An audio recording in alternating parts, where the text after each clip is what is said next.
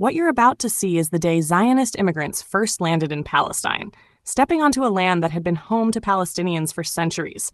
Their arrival marked the start of settlements, land acquisitions, and a plan that would change the region forever: the Zionist movement, planning a homeland. The story begins in the late 19th century. The Zionist movement, officially founded in 1897 by Theodor Herzl, emerged as a response to persecution and violent pogroms in Europe, particularly in Russia and Eastern Europe.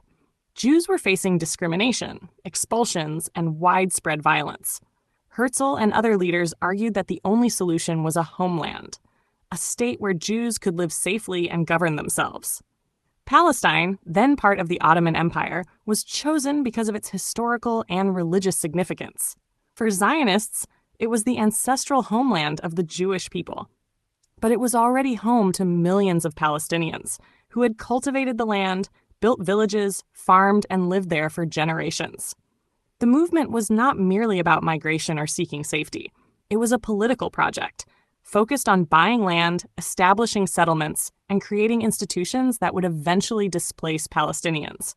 This context is critical. It shows that the arrival of Zionist settlers was deliberate, organized, and transformative, with consequences that would echo for decades. Early Zionist immigration, first and second Aliyah. The first major wave of Zionist settlers, known as the First Aliyah, 1882 to 1903, brought around 25,000 to 35,000 Jews to Palestine. Most arrived by ship, landing in Jaffa, the main port at the time.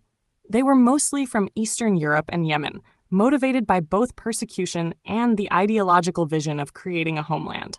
These settlers purchased land, often from absentee Ottoman landlords, and established small agricultural communities. Palestinian farmers, who had lived on and cultivated the land for centuries, were often displaced or marginalized as settlements grew.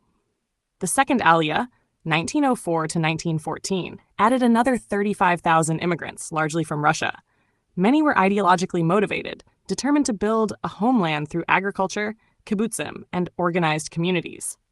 During these decades, Palestinian villages and towns began to feel the effects.